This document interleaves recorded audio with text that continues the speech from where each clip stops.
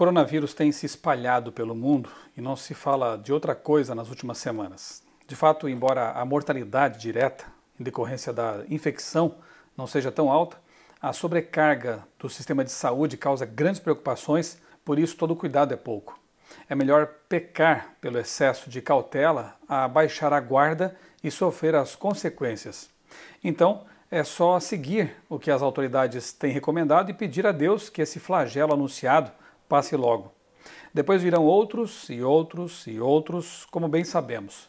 Temos que levar a vida conscientes de que, antes de melhorar definitivamente com a volta de Cristo, a situação deste mundo apenas piorará. É sobre isso que eu quero falar nesta breve reflexão.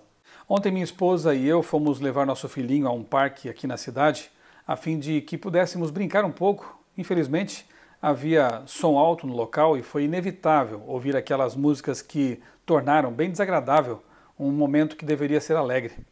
Percebemos uma coisa: as músicas sertanejas românticas do passado deram lugar a letras que falam de traição, vingança, glamorização da solteirice promíscua, menção desrespeitosa a partes íntimas do corpo e coisas do tipo.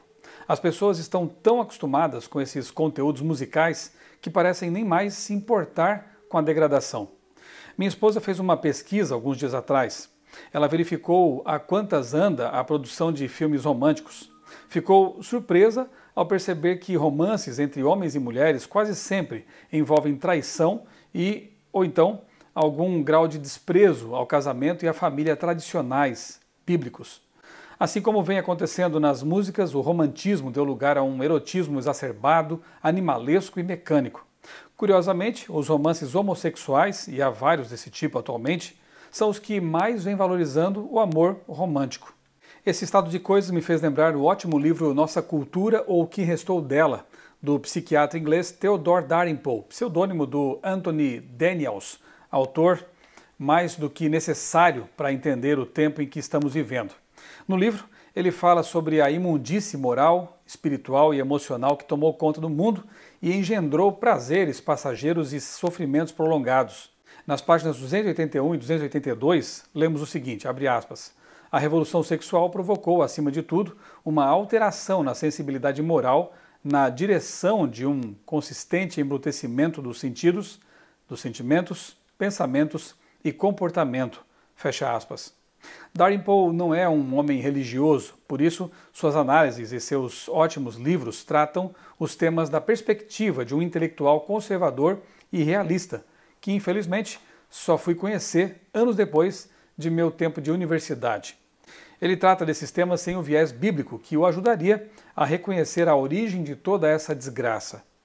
Assim como o coronavírus se espalha rapidamente entre as pessoas, com consequências devastadoras para a vida em sociedade, para a economia e outras áreas, o vírus do pecado, quando começou a ser espalhado neste planeta há cerca de 6.000 anos, também causou e vem causando estragos na vida dos seres humanos e nos reinos animal e vegetal.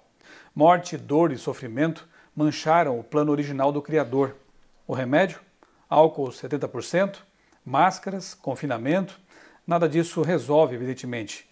O único remédio para o vírus do pecado é o sangue de Cristo derramado na cruz do Calvário por amor dos infectados.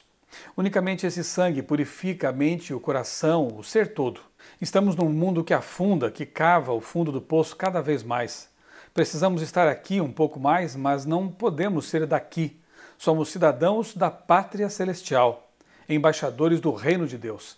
Assim como os profissionais de saúde têm se desdobrado e até se arriscado para ajudar as pessoas afetadas pela epidemia atual, temos que ajudar aqueles que sofrem sob o fardo do pecado. Temos que ser luz do mundo e sal da terra, como comparou nosso mestre. Mas como viver no mundo, no meio de uma sujeira, sem nos sujarmos? Como viver em meio ao que sobrou da nossa cultura? Acatando as recomendações bíblicas do apóstolo Paulo, por exemplo. Eu vou citar aqui 3 textos extraídos da Nova Versão Transformadora, que são os seguintes. Concentrem-se em tudo o que é verdadeiro, tudo o que é nobre, tudo o que é correto, tudo o que é puro, tudo o que é amável e tudo o que é admirável. Pensem no que é excelente e digno de louvor. Filipenses 4, verso 8.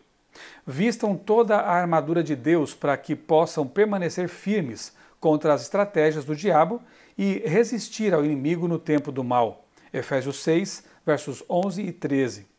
Não imitem o comportamento e os costumes deste mundo, mas deixem que Deus os transforme por meio de uma mudança em seu modo de pensar, a fim de que experimentem a boa, agradável e perfeita vontade de Deus para vocês. Romanos 12, verso 2. Assim como temos tomado precauções para minimizar os riscos de contágio pelo coronavírus e seguido conselhos de saúde, a fim de que possamos fortalecer o sistema de defesa do corpo, e os 8 remédios naturais são ótimos para isso, sigamos também os conselhos de Deus para ter uma vida santificada e oremos para que Ele nos ajude, nos inunde do amor com que devemos trabalhar pelos doentes deste mundo infectado pelo pecado. Vem logo, Senhor Jesus.